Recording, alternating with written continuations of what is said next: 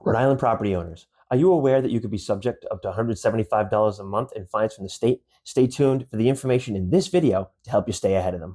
So first of all, welcome. I'm Richard Barr coming to you today with LeadSafe Inspections to talk to you about Rhode Island's lead paint regulations and more specifically, the most common type of inspection we conduct, the Lead Hazard Mitigation Inspection, or LHM for short.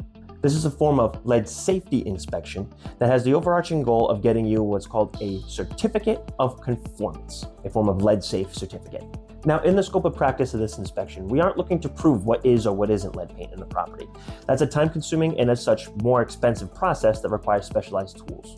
So instead, the LHM follows a visual-based standard, saying that anything has the potential to have lead in it, and it has to be assessed to be in safe condition. So what that will include is assessing the interior of a unit itself, as well as any common areas between multiple units, and the exterior of a building, including both the primary structure of it, as well as any outbuildings such as sheds or garages, etc. And what we'll be looking for is both damaged painted surfaces and any friction surfaces.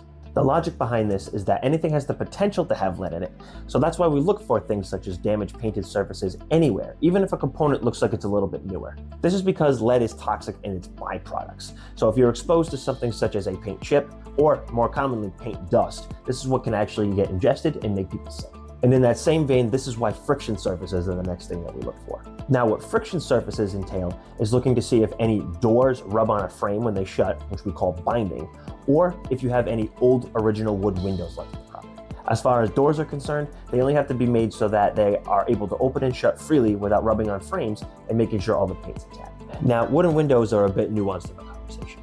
If you have an original window that has a wooden sash, a wooden track, and a wooden well, you have a high probability of having friction, which is the two pieces rubbing together and filing that paint down into a dust, as well as abrasion, which is causing external paint damage to multiple components. Now, in the 20 years that we have been in business, we have yet to see an example of an original window with all original components that is considered safe enough to be able to pass in that state.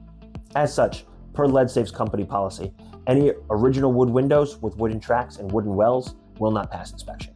For more information on all things wood windows, we have an additional video that goes more in depth that explains all the different options and how to do them. Now, after conducting the visual assessment, if everything looks good, congratulations, you've done 9/10 of the battle. The next piece of the inspection is doing some dust sampling. As I alluded to before, lead dust is the thing that people can breathe in and get sick from. So we take a representative sampling in the unit itself and in the common areas it has access to, looking to assess for lead safety. If the dust wipes come back, congratulations once more.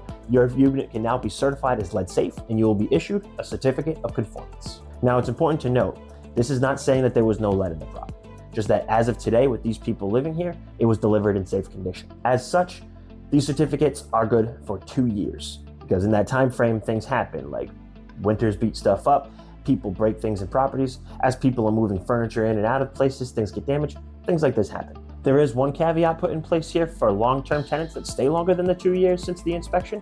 We will be covering in another video to get more in depth on. Now, once all of this is taken care of, you receive copies of your reports, and you've registered on the state's database, you are now in compliance with Rhode Island state regulations and no longer need to worry about the fines. Now, for additional information getting your property ready for inspection, please stay tuned for the remainder of this 4-part series of how to prepare for your lead hazard mitigation inspection. Thank you so much for your time and attention with this video. Once again, my name is Richard Barr, coming to you with LeadSafe Inspections. We are looking forward to helping you, working with you, and aiding you in getting the lead out.